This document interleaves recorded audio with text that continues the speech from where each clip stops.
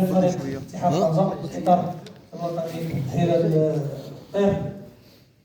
كوتش بداية قراءة المباراة ومن بعد ناخذ الأسئلة.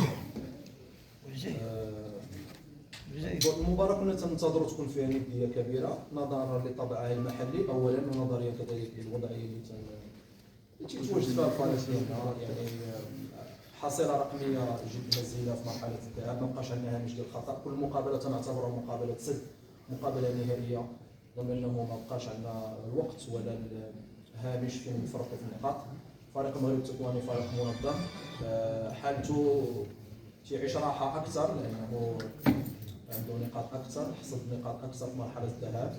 كذلك السيد رضا حكم والطاقم التقني كانوا في فتره اطول لخلق الانسجام والتناغم بين المجموعه وباش يستطيع باش mettre en application ses idées son plan du jeu، لانه احنا ما كانش عندنا هامش خطا، خاصه بان كذلك اول مباراه امام الجماهير ديالنا في الملعب ديالنا.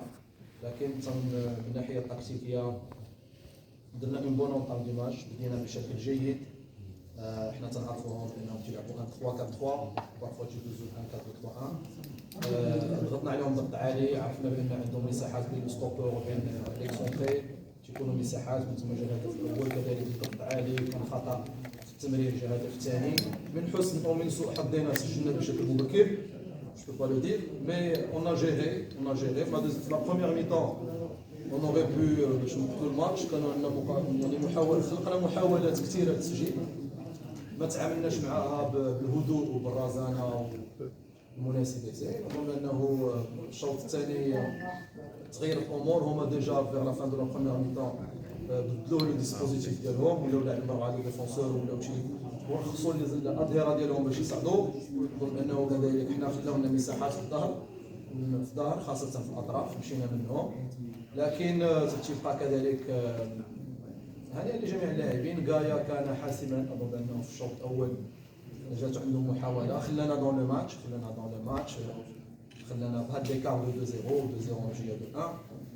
فوالا لي جوور ايتي كوستو ديسيبليني، فخور بهم فرحان بهم.